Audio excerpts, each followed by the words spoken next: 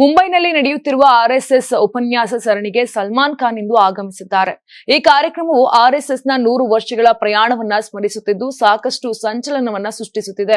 ಈ ಕಾರ್ಯಕ್ರಮದ ಸಮಯದಲ್ಲಿ ಸಲ್ಮಾನ್ ಖಾನ್ ಅವರ ವಿಶಿಷ್ಟ ಶೈಲಿ ಸ್ಪಷ್ಟವಾಗಿತ್ತು. ಸಲ್ಲುಬಾಯಿ ಅವರ ಕಡು ನೀಲಿ ಶರ್ಟ್ ಮತ್ತು ಕನ್ನಡಕವನ್ನ ಧರಿಸಿ ಬಂದಿದ್ದು ಜನರು ಆಶ್ಚರ್ಯಚಕಿತರಾದರು. ಸಲ್ಮಾನ್ ಖಾನ್ ಅವರ ವಿಡಿಯೋ ಕೂಡ ಸಾಮಾಜಿಕ ಮಾಧ್ಯಮದಲ್ಲಿ ಸಿಕ್ಕಾಪಟ್ಟೆ ವೈರಲ್ ಕೂಡ ಆಗ್ತಾ ಇದೆ. ಆರ್ಎಸ್ಎಸ್ ಮುಖ್ಯಸ್ಥ ಡಾಕ್ಟರ್ ಮೋಹನ್ ಭಾಗವತ್ ಅವರು ಕಾರ್ಯಕ್ರಮವನ್ನು ಉದ್ದೇಶಿಸಿ ಮಾತನಾಡಲಿದ್ದಾರೆ.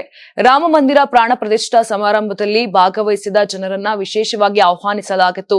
ಆಶಾ ಭೋಸ್ಲೆ, ಬೋನಿ ಕಪೂರ್, ಮಧುರ್ ಭಂಡಾರ್ಕರ್ ಮತ್ತು ಚಿರಾಗ್ ಶೆಟ್ಟಿ ಅವರಂತಹ ಹೆಸರುಗಳು ಸಹ ಪಟ್ಟಿಯಲ್ಲಿವೆ. ಅಮಿತಾಬ್ ಬಚ್ಚನ್ ಮತ್ತು ಅನುಪಮ್ ಖೇರ್ ಅವರನ್ನ ಸಹ ಆಹ್ವಾನಿಸಲಾಗಿತ್ತು.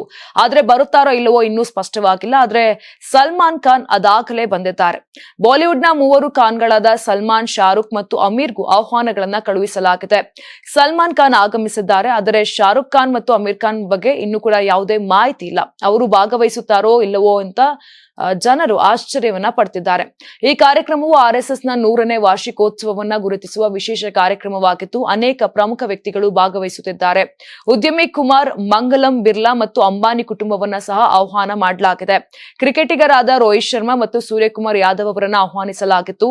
ಆದರೆ ವಿಶ್ವಕಪ್ ಕಾರಣ ಅವರು ಭಾಗವಹಿಸಲು ಸಾಧ್ಯವಾಗುವುದಿಲ್ಲ. ಒಟ್ಟು 1208 ಜನರಿಗೆ ಆಹ್ವಾನಗಳನ್ನ ಕಳುಹಿಸಲಾಗಿದೆ. 850ಕ್ಕೂ ಹೆಚ್ಚು ಗಣ್ಯರು ಭಾಗವಹಿಸುತ್ತಿದ್ದಾರೆ. ಅಂತಾರಾಷ್ಟ್ರೀಯ ವಾಣಿಜ್ಯ ಮೇಳ 2026 ಫೆಬ್ರವರಿ 6, 7, 8ರಂದು ಬೆಂಗಳೂರಿನ ಅರಮನೆ ಮೈದಾನದ ತ್ರಿಪುರವಾಸಿನಿಯಲ್ಲಿ ಆಯೋಜಿಸುತ್ತಿದೆ. ಇದು ಕರ್ನಾಟಕ ಕೃಷಿ ಇಲಾಖೆ ಪ್ರಕಟಣೆ. ಯಾರಾಗ್ತಾರೆ ಎಂಎಲ್ಎ ಅಭ್ಯರ್ಥಿ 2028 ಶೀಘ್ರದಲ್ಲೇ.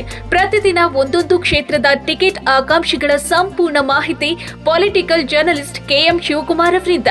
ಕರ್ನಾಟಕದ ನಂಬರ್ 1 ಡಿಜಿಟಲ್ ಮೀಡಿಯಾ ನಿಮ್ಮ ನೆಚ್ಚಿನ ಕರ್ನಾಟಕ ಟಿವಿಯಲ್ಲಿ ಮಾತ್ರ.